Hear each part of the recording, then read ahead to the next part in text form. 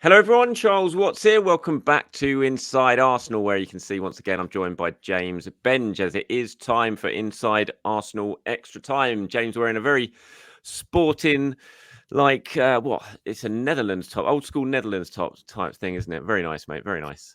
Yeah, it's my tribute to Glenn Helder. Glenn Helder, what a player. What a player. Never Well, need a actually, no, reason he wasn't what a player. No. But Glenn Helder, I tell you Any what. good Dutch players you can think of? No, Play for us? we've had one or two. Glenn Helder definitely at the top. Yeah. I tell you what, Glenn Helder, I was at Highbury for when Glenn Helder made his debut, and I thought we'd signed an absolute superstar. He was so good. And I think it was because that was a time when George had taken all the fun out of Arsenal by that point. You know, Anders had gone and everything like that. And then he suddenly we brought in we brought in Helder, and it was like, look at this guy. He's rapid, he's direct, and he was great on that debut. And then it all went downhill. George will fix that for you. Yeah, George will coach that out of you. It all went downhill from there. But yes, lovely top, mate. How are you doing? You all good? I am great. The sun is shining. Spring has sprung. And yet, bizarrely, like there's still Arsenal football to talk about. European football as well. Like it's strange experience, isn't it? This time a year ago, we'd had a sort of largely similar experience until the end of a big game. And I was sort of thinking about trudging back through the driving rain after that Sporting Europa League game as I sprinted to get to the last tube at Highbury and Islington, which I did, which in many ways was the sweetest moment of the night. Yes, what a night it was. Journey home, definitely not the best part of the night. It was everyone who was at the Emirates on Tuesday night will testify to that. It was horrendous getting home on Tuesday, but thankfully we all went home happy after what was a dramatic, a very good win. We will talk about that in today's show, of course. We've got plenty of other stuff to talk about. Ben White signed his new contract earlier today. We'll discuss that. We've got loads and loads of questions that people have sent in. Gareth Southgate's just named his England squad. No Ben White in that again. And he's just announced to the world that Ben White has asked not to be included in the England squad. So we'll discuss some of that as well. But we've got to start on Tuesday night. I know it's a couple of days old now, but I think everyone's still basking in the glory of ending that 14-year wait to get through to the quarterfinals of the I cannot believe it's been 14. Just saying it, I just keep thinking, how has that happened? How have Arsenal gone on a 14-year run of not getting into the quarterfinals of the Champions League? But they're there now. The run is over. It was a long night. It was a tension-filled night. It was a dramatic night, but it was a winning night in the end. What did you make of it all? Yeah, it was thrilling. It was proper Champions League football. I felt at that early knockout stage where, that there is this clash of styles in an old school European way. I mean, style is not a word I would apply to Porto, but actually, and I'm sure we wouldn't be saying this if Arsenal had lost, but there was almost a sort of perverse enjoyment to be taken out of like this game that you just do not see in the Premier League anymore. Everyone, every bit of gamesmanship Porto could get out of their system was on the pitch, and I actually quite enjoyed that. Sort of in the moment, although it's starting to rile you up, but even like you look back on it and you go, it made for a sort of really fun way to win. Arsenal didn't win pretty. They kind of got into a street fight, a barroom brawl with the ultimate barroom brawlers. They did not insult anyone's family. They simply hit hard, and while Porto were trying to hit below the belt and won. And it was a brilliant, one of those zany nights that end with you sort of going to Arsenal. Do you want to comment on the fact that Sergio Conte said Arteta insulted his mother? That you only get that sort of madness in European football. I wish someone had told me 14 years ago that you'd have to wait this long for a night like that. I can just imagine what it was almost like in the press room when Conte Sal said that, given it had gone to extra time, it had gone to penalties, everyone's trying to file, everyone's trying to hit deadline, and suddenly Conte Sal walks into the press conference and says, yeah, Arteta insulted my family. You're just like, oh, we really didn't need another story to try and get over before deadline. Sergio, can you not just keep that till tomorrow, please? But yeah, look, the Conte Sal stuff, it's just, yeah, I mean, he's got previous with it, hasn't he? I spoke about that yesterday, and Arsenal are absolutely adamant, of course, that Mikel didn't say anything. Arteta's very adamant that he didn't say anything. In terms of the football, though, it was... I think Arsenal are going to learn a lot from that. And I've spoken about that already. And I just look at it and think, if Arsenal had gone there and rolled over Porto 3-0, 4-0, what would they really learn at this stage for quite a young, inexperienced team who've never been here in the Champions League before? Arteta as well, young, inexperienced manager who's never been here in the Champions League before. Getting through a tie like this against a team like that, and the way they did it, I think it's going to really bode well, not just for this season, but potentially for the next couple of seasons. Because you look at Arsenal now and you get the sense that this is going to be a regular occurrence now. Arsenal in the Champions League, you would hope so, judging by the squad and the quality of players that they're getting and planning on recruiting as well. So I think they're going to learn an awful lot from passing a test like this.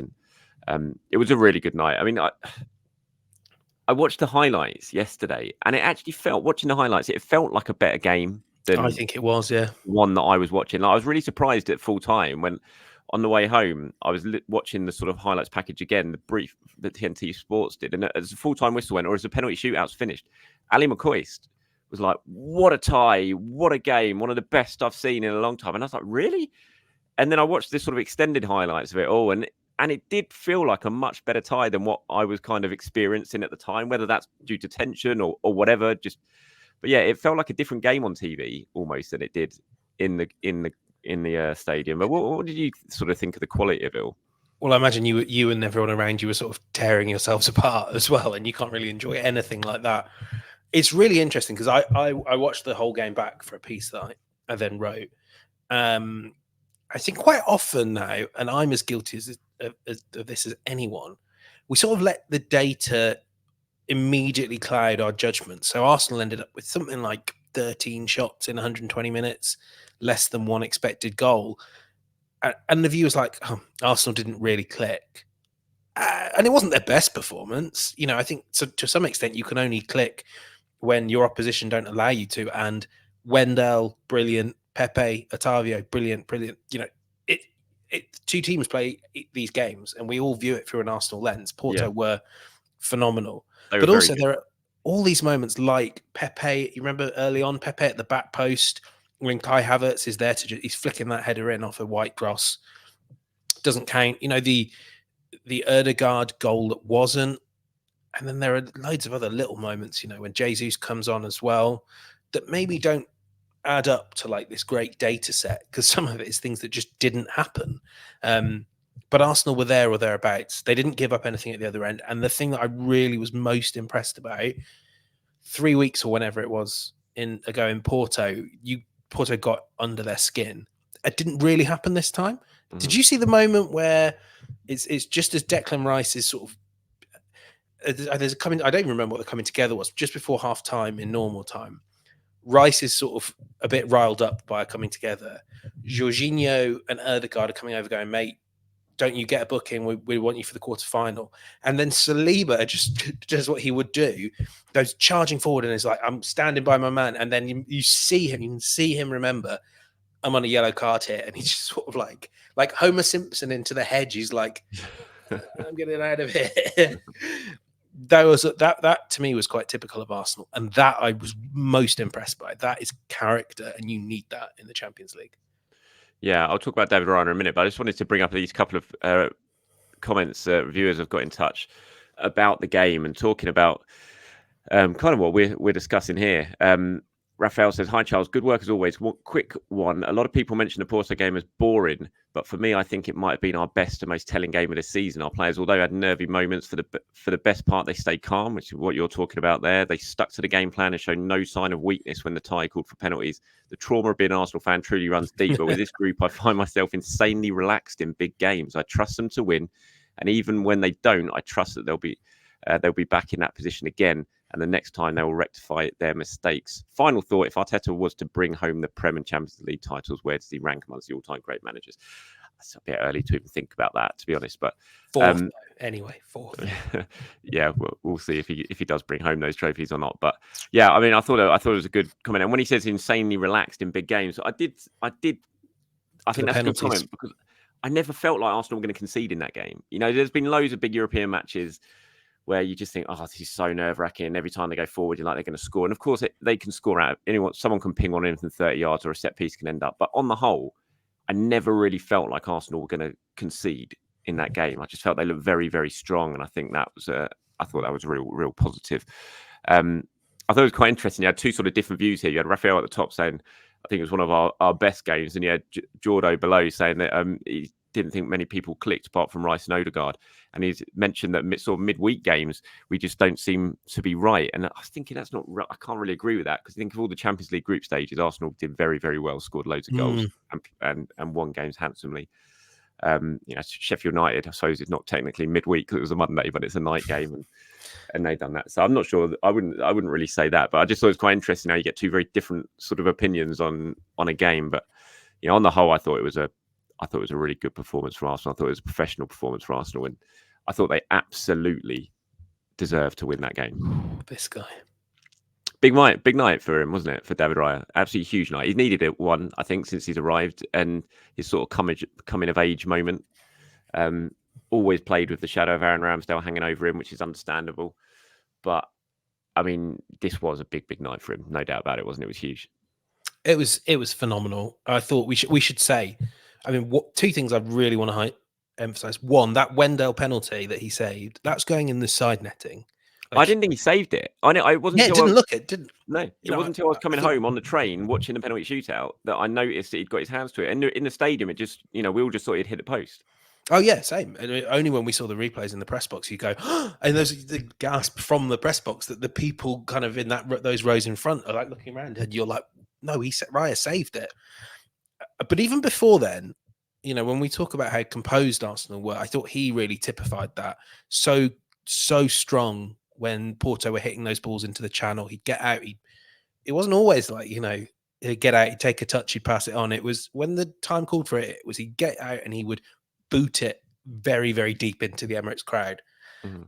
Wonderful. But I mean, look, I know that I don't think it's always helpful to distinguish between online supporters and Emirates stadium supporters. But I think there are some parts of that distinction. And I think the Emirates had a really deep love for Aaron Ramsdale because he's the one G'ing them up. I think he's probably as emblematic as anyone of the success in the transfer market that Arsenal have had. And I mean, how can you not like Aaron Ramsdale, the person? But, it's hard, like David Raya's like new stepdad. But, when new stepdad turns up with a brand new PlayStation or 2 penalty shootout saves, you sort of go, quite like new dad. He is our new daddy now. Yeah, brilliant. And I think for me, this was sort of, we've said for ages now, we think Raya's a better kid. Frankly, we said it when we arrived. We thought he was a marginal upgrade. Now, I think we're seeing the upgrades bigger than we thought. And I think Raya is on course to, it's a long road, but on course to propel himself into the conversation around, high echelon goalkeepers. I think Arsenal have a really, really good goalkeeper now. Yeah, he just looks a lot more. I think he just looks a lot more calm, doesn't he? He just feels more comfortable. I think you get that impression since the turn of the year, or maybe even to before that, it was beginning to happen. But you can understand why he was probably a little bit nervy early on, can't you? Given the spotlight that was on him, the constant conversation of Ramsdale versus Raya and all that. But that's obviously died down as the season's gone on, and he just feels, or it looks like he feels, a lot more comfortable in his own position now. He knows he's number one. And he looks comfortable in that, and we're beginning to see the best of him. And yeah, it was a big one. I think every new signing needs a big moment, don't they, when they come to a club? And I think that was certainly his. And like you said, for all the love in the stadium for Aaron Ramsdale, and there is loads of love in the stadium for Aaron Ramsdale, I think Emirates certainly warmed David Raya now, and a performance like that will absolutely do it. Did you think the goal was the disallowed goal should have been disallowed? I didn't think it should be overturned. If you know, it's one of those ones where you go like, oh well, you wouldn't. I think if the referee had given it, I don't think there was any grounds to overturn it. I thought the refereeing performance was weird, more so than like in the first leg. The referee was just like, if you touch something, that's a foul. This one, it sort of randomly oscillated between any contact is a foul. And then he would let things run. I mean, how it took Havertz, it took 6 fouls to get a yellow card. Mm-hmm. And Clement Turpin's one of the best referees in Europe, but he just ran the whole game really weirdly. I didn't I didn't think it should have been ruled out, but I didn't think you don't want to get the whole VAR. There's that Yeah. dead grey area in VAR. I don't know. Were you the same or Well, I haven't watched the replay. No, I don't think it should have been ruled out. But no? I just don't. I've watched it. I thought, what's he actually given that for? I couldn't really tell. But yeah, once he was given it, it was never going to get overturned. Obviously on VAR. But I'm glad Also, that. I kind of assume when it involves Pepe that it's Pepe's fault. You just have to. How good was Pepe? How good was Pepe? 41 years old. I kept saying it. I just kept turning to the guy next to me. It's like 41. How is he doing this? So we sort of saw him, like not spoke to him, just saw him after the match. He was banging into his interviews. I was like, Pepe, you're 7 years older than me, and you've got. I mean, of course he's in better shape than me, but I couldn't do 12 minutes on a football pitch, and he's done 2 hours. And he was class at the final whistle, applauding Arsenal, applauding the Emirates. I think he loves the wind up, but he knows when it starts and when it ends.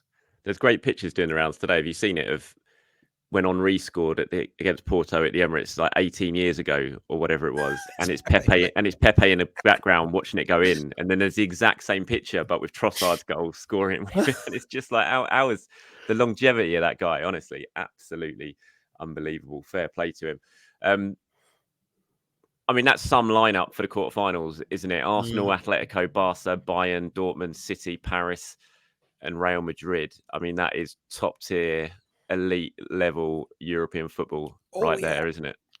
Yeah, it is. That is, not far off.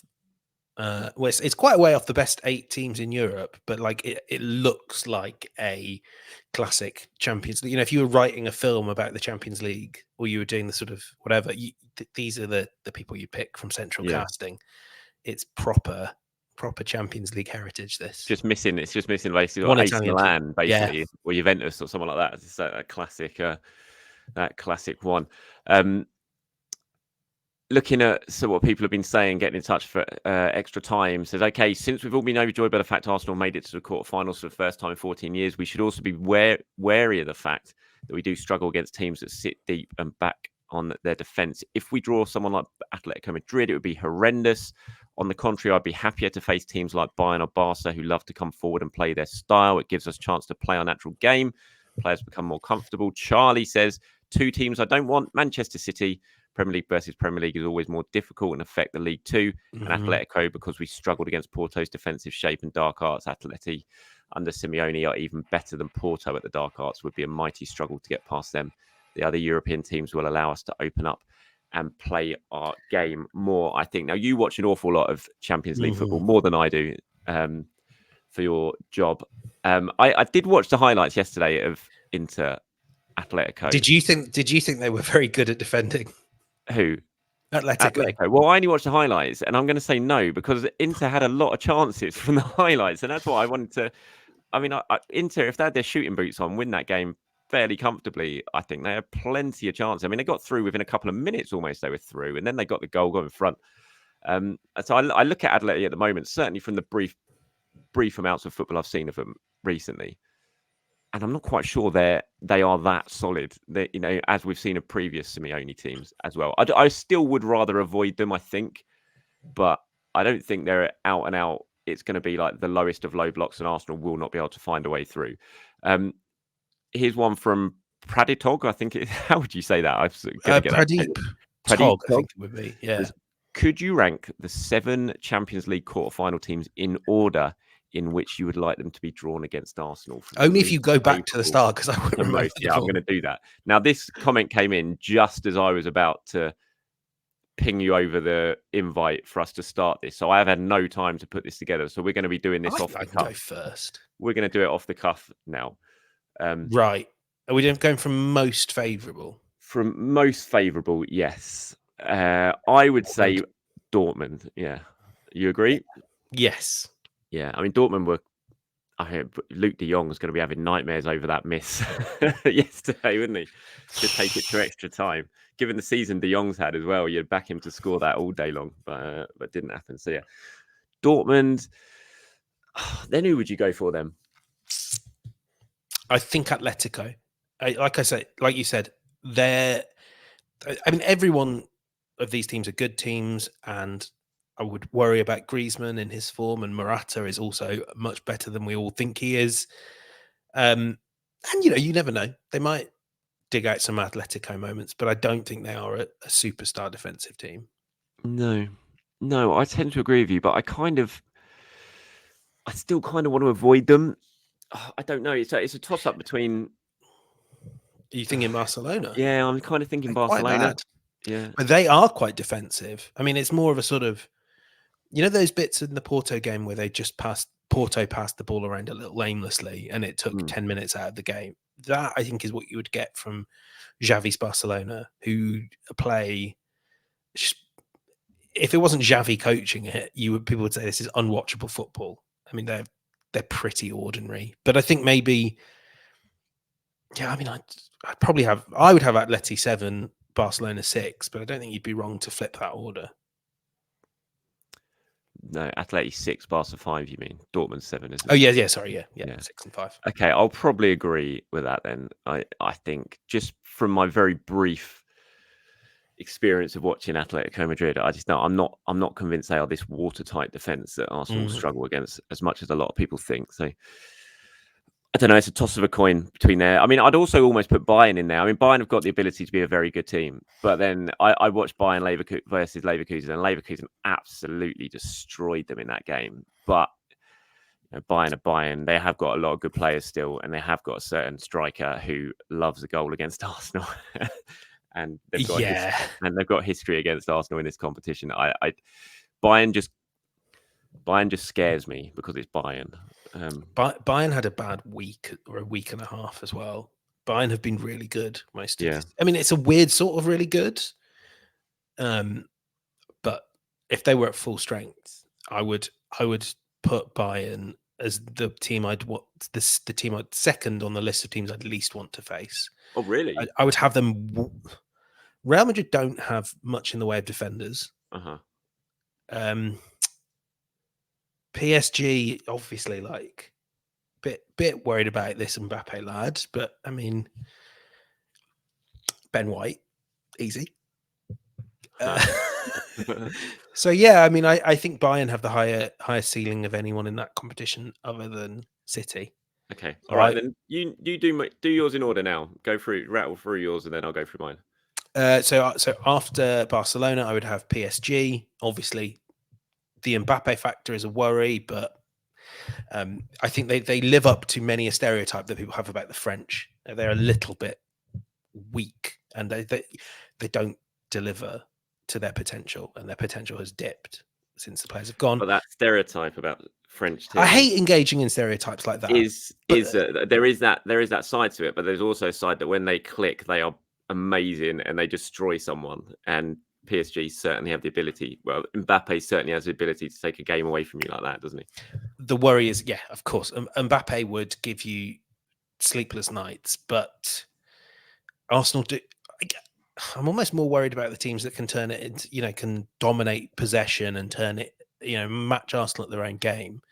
Whereas I'd be fairly confident that would be one of the better defenses I would kind of be looking at to go up against Mbappe. White, Saliba, you can make adjustments, and they may all not work. He may just muller you, but you can do things with the players Arsenal have. So I got PSG. Right, I'm confused. Let's go back. All right, so your number 7's Dortmund. Number 6, Atleti. Number 5, 4, PSG. 3, Real Madrid, because they got no centre backs, but God, that front line scary. 2, Bayern. 1, Man City. Okay, can I give you my argument for why you want City? Hold on, let me do mine, then we can. Because that's just a completely wrong argument, by the way. And I've got about half an argument. Whatever you say, it's wrong. Dortmund 7.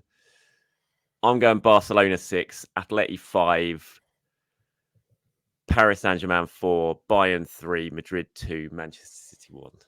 There you go. Now tell me why you're wrong that Manchester City wouldn't be the worst draw. If you can beat them over 2 legs, I think that changes your entire feeling about yourself as a football club. Like how when Liverpool blew that, I think that I'm not a Liverpool expert, neither are you, but I get the feeling, and if I ask Liverpool fans, they might say this, that once they smashed them out of the Champions League, I think that kind of raised Liverpool's esteem a little bit and convinced them that this team can compete. I'd still rather not have to try and do that. That's the point. But that is the argument I would make for like why it's not the end of the world. But even as I say that, I'm like, yeah, still just rather just have 90 minutes to see if Arsenal can prove they're better than them. Okay, well, I mean, I think Arsenal already believe they can compete against Manchester City now. I'm not sure they need those 2 games to do it. And I just think the fact that it'll be slap bang in the middle of where the league game is as well, 3 games against City in a short space of time, I just think would take such a toll on the squad, on the players, on the fans. I think you avoid that. Trains. You avoid on the trains. You avoid that at all costs. I think obviously it'd be brilliant if it goes your way, but yeah, I'd much rather, if we're going to get City, I'd much rather have them when there's not a league game right in the middle of it as well. So yeah, that's my reasoning for it. But thank you very much for the question there. I thought that was a good one to answer. Right, good news today announced. Obviously, not much of a secret. We knew it was happening. Tomiyasu's announcement will follow soon as well. But it has been confirmed that Ben White has signed his new contract. I mean, not much more to say about it really, other than just brilliant news. Brilliant. Just one thing I wanted to say about White, which doesn't get mentioned maybe as much as it ought to, because inherently it's something you take for granted. The guy's never injured. He had that one issue at the back end of, admittedly it was quite awkwardly timed, at the back end of 21-22. Even then, by the way, he played through it against all medical advice, and I know it didn't go right, but it made me admire Ben White. He played at the full 46 game championship season, playing every minute for Leeds under Marcelo Bielsa. Yeah. Only to say, I think the Arsenal of old had this sort of habit of indulging new contracts on players who, if you had a cold, hard look at them, you would say, we can't trust that you'll be fit to spend several £million on you over the years. Who knows what could happen with White? Maybe everyone will say I've jinxed it, but availability is a very important ability, and Ben White has that in spade loads. I like that about him. Yeah, I just think he's a fantastic player. I'm very, very happy that he signed the new deal. I mean, you talk about availability. Obviously, it's a huge, important thing for Mikel Arteta. Versatility is as well, and he's shown he's versatile. Like you said, he shouldn't just play and play and play. I mean, he has had injuries, hasn't he? Even this season, he's been struggling with injuries, yet he still manages to play through it. And in the run up to Christmas, he's come back. He's looked totally different since the break, since Dubai. I mean, he epitomises Arsenal's turnaround in form, really, doesn't he, Ben White? And he's been in such good form recently. And yeah, just brilliant. Did you watch the video Arsenal put out of all the other players? How do you talk about Ben White? And, who is Ben White? I thought it was a really good. I didn't know if this was deliberate, but it immediately made me think of like, it's not The Hideaway, is it? Whatever it is in Love Island, where they go and talk about people behind their back. I was like, they're doing that with Ben White. Maybe it's just because of what's in my head when I think of Ben White. Can I ask you a question? Because we're going to lead into this. Is Ben White the best best English right back? Because that is the most competitive category in all world football. I mean, it is. It's hard, isn't it? How do you sort of compare them when you got very different right backs in? You got the unbelievable ability going forward of Trent. You got the unbelievable ability of tracking back in Kyle Walker, and getting yourself and your team out of a difficult situation with that unbelievable pace. And then you got just the all-round quality of Ben White and technical ability of Ben White. He's the one that would give you a bit of everything. Yeah, absolutely. But while we're talking about that, then Gareth Southgate is literally just named his England squad, and the press conference is going on as we started recording this. Some quotes are coming out. You see, if you're watching on YouTube, Henry Winter there as part of the press conference with a quote. And we had a call from Edu last week to say that Ben didn't want to be considered. This is what Gareth Southgate's been saying, sorry. We had a call from Edu last week to say that Ben didn't want to be considered for England squads at this time. It's a great shame. Southgate stresses that there is no issue between White and Steve Holland. Obviously, that was in relation to a story at the World Cup when he left the squad early, and there was reports of a training ground sort of bust up between him and Steve Holland. I got some more sort of further quotes on it, fuller quotes from what Southgate said. So I'm repeating myself a little bit here, but there's a little bit more context to it. It says, we had a call from Ben. We had a call saying Ben didn't want to be considered for England's selection at this time. I spoke to him post Qatar and there was clearly reticence on his side. I don't know why that is, but I have to respect that. The door is 100% open, but he's currently not available to us. There is no issue between us or with Steve Holland. That's been mentioned in articles, and I don't like that. So those are comments from Gareth Southgate about why there is no Ben White in the England squad. And I mean, from Arsenal's point of view, from Mikel Arteta's point of view, and they're not going to be bothered about this in the slightest. And from most Arsenal fans' point of view, they're not going to be bothered about it in the slightest. And to be honest, I'm a big Arsenal fan. I'm a big England fan. I want England to do well, but I'm not overly bothered about it. I think I'm quite happy that Ben White's not going away with England at the moment. I think with Ben as well, he's that sort of character where he needs to be enjoying himself. He needs to feel part of it. He needs to feel comfortable. He is a slightly different kind of character. You got that from watching that video with all the players talking about who Ben White is. It's clearly, he's a little bit different to your everyday footballer. And he needs to feel comfortable and he needs to feel wanted. And maybe that's not happening at England right now. And that's why he's made this decision. But I think from Arsenal's point of view, it's ultimately a good thing. Oh, yeah, absolutely. And look, I mean, that question we were asking there, it's not the end of the world for England when you've got Kyle Walker in your squad, when you've got so many options. What I would say, though, is that to have a footballer as talented as Ben White and someone who, yeah, like you say, he is a unique character, but he's a character that is universally admired at Arsenal. If he doesn't want to come to England duty, you have to ask yourself questions about why that is and what you can change. Like, I think a lot of people think that Southgate doesn't rate Ben White. Southgate was picking Ben White before he was at Arsenal. People were I remember him being in the Euro squad and people were like, who? So obviously you can't change what you do as the manager of the England national team to suit Ben White, but you really should say, what can we learn from the fact that Ben White doesn't want to come to this camp, and how can we change it so that he does?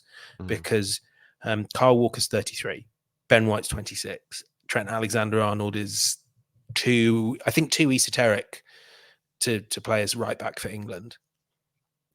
Ben White should be your starting right back, unless Reece James really does come back to his peak.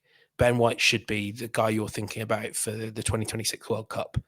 And when he's that talented and that versatile, you need to think what the FA and Southgate need to think, what can we do so that you don't get this call from Edu again? Because it's a real failing of England that he's made this call.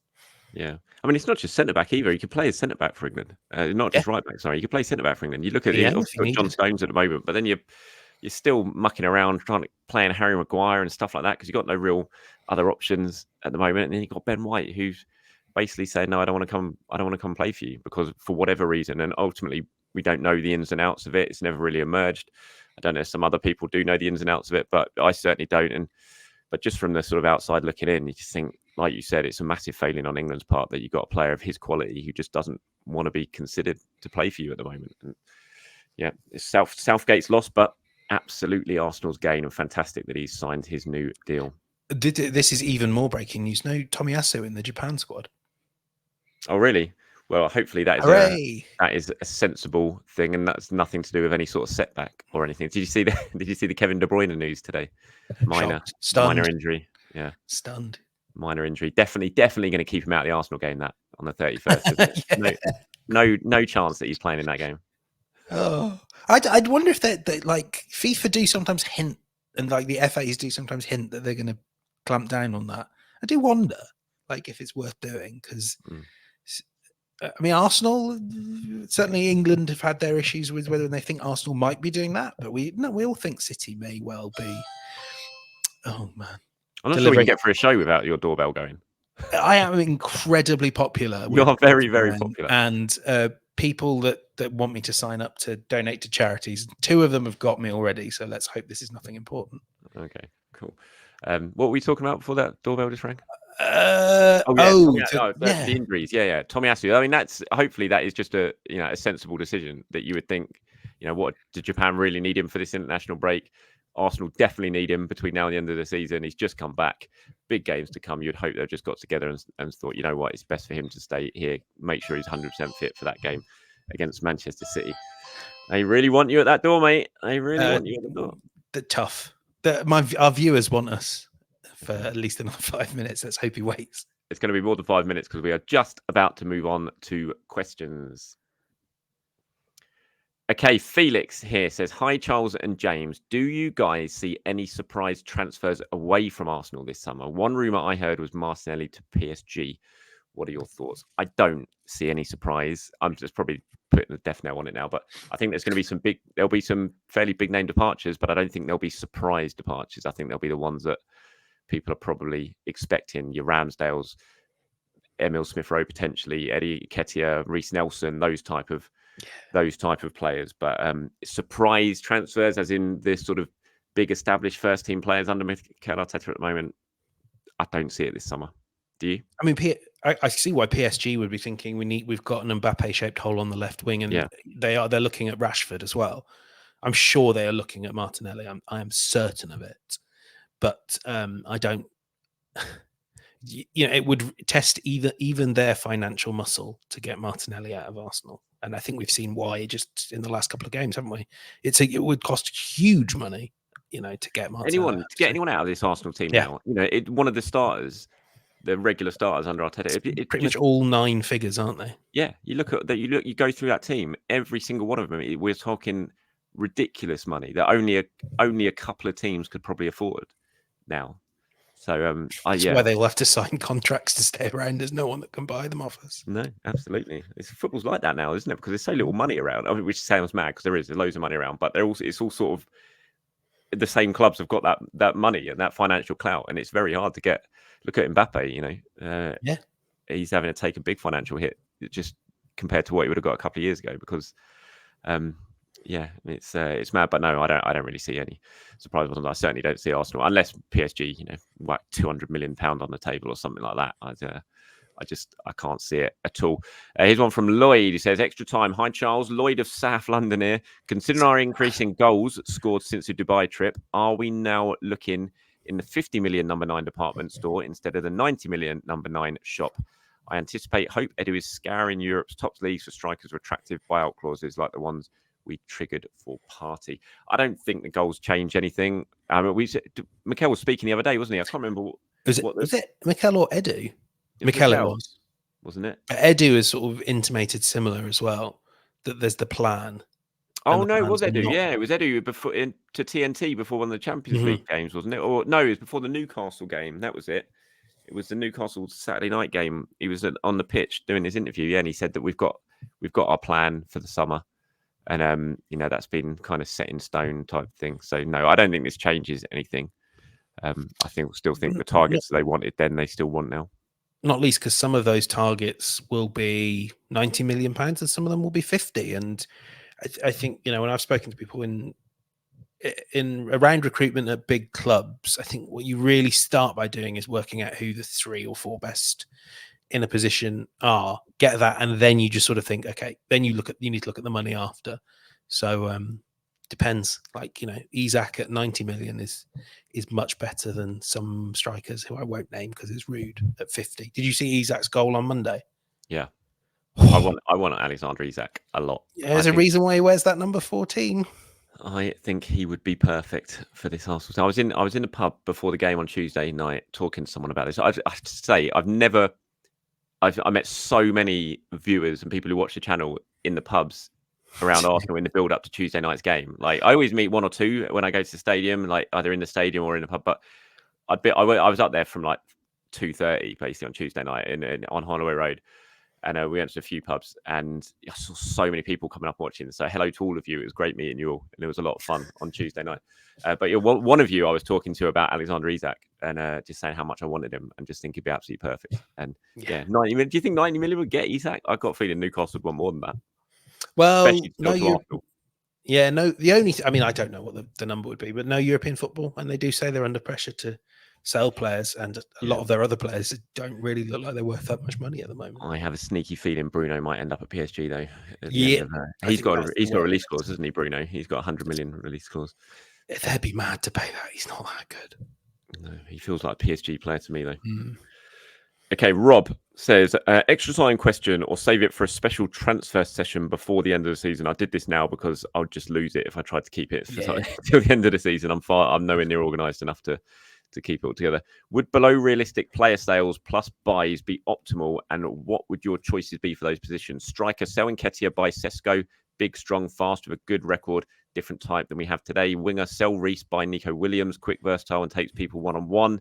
Need to rotate more during the season. Midfield, sell Partey and El Neni release, buy Zubimendi, playmaking 6 who can learn from and rotate with Georgie for a season. All of them have release clauses that are affordable. Further sales of Ramsdale, Lokonga, Tavares, Tierney, maybe even ESR, unfortunately, we'd barely have to spend any net money. Then maybe a luxury buy beside a backup goalkeeper would be a decent quality defender like Diamande or Hato. Best regards, lifelong Arsenal fan, Rob. Thank you very much for your question. Give him the job. Rob. I know. I was going to say there's a sporting director right there reading that, isn't he? He's got a way with words. Makes it look very, very easy as well. I do a sort of Champions League players to watch column before most game weeks, and I did Sesko before Real Madrid's second leg. I really like him, like shaped like a Haaland, tall, strong. I mean, he's obviously, those comparisons obviously come up. He doesn't score that many yet. I wouldn't have him over, we've just been thinking over Isak. I wouldn't have him over Isak, but if that one isn't an option, I'm Sesko curious. I think everything he said there is not only sensible, I think it's a realistic approximation of what Arsenal would expect to happen, with the caveat I don't know who the first choice striker is, or whether Nico Williams is the winger they'd go for. I mean, he's an interesting one, Nico Williams, isn't he? He's an interesting one. I do like Nico Williams from what I've seen of him. I do look at him and think, oh, he's got a lot about him. I think he could be a very, very good player at Arsenal. You'd have to pay the release clause. Yeah, but it's not that big a release clause, is it?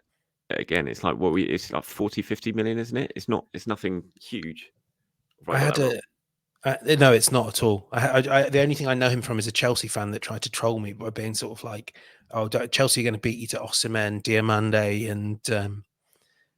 and Williams." 43 million. Like, that's not a win for you as a Chelsea fan. A win for you as a Chelsea fan should be 3 points, especially against Arsenal.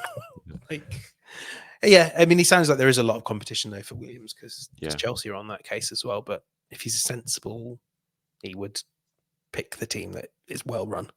Yeah, 43 million. I mean, it's in today's world, 43 million is not a lot. And Zubimendi again got a very attractive release clause as well. So yeah, I wouldn't, Rob, I think in response to that, I think you wouldn't be far off if in terms of what Arsenal are looking at. It'll be interesting to see how it all pans out. I think we've got another. No, we haven't got another transfer one here. This was an interesting one. Sam Craig says, "Hi, Charles and James. Love the show. Was having an interesting pre-match Tollington debate. I bet the Tolly was Rams. See, I didn't go to Tolly on Tuesday night. We're two Rams to go down there. Was having an interesting pre-match Tolly debate. Interested to get your thoughts. Is Saliba already in an all-time Emirates era 11? For me, Saliba and Toure make up the centre back. See, I wouldn't have Toure in it because Toure's Highbury.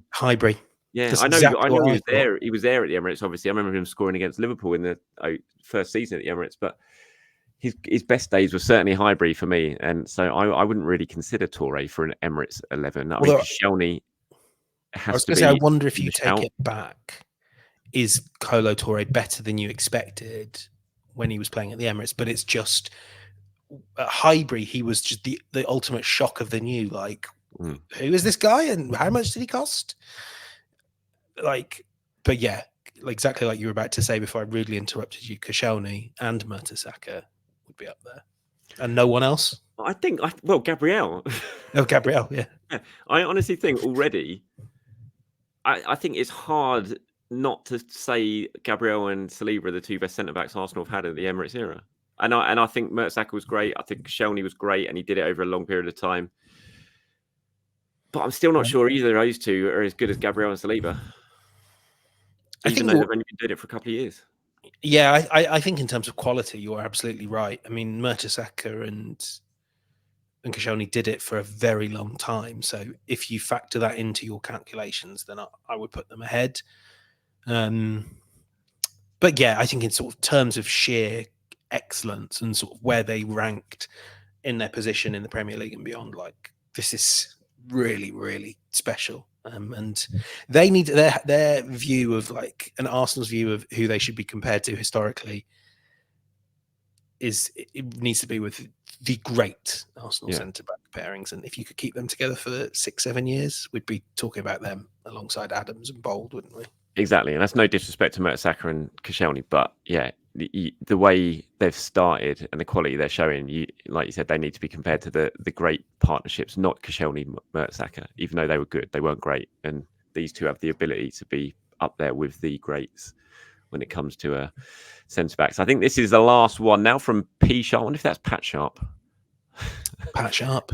Do you remember Pat Sharp? Do you remember Funhouse, or is that way before your time? I'm dimly aware of. Is this the Aussie guy? Pat Sharp. I don't know if he's Aussie or not.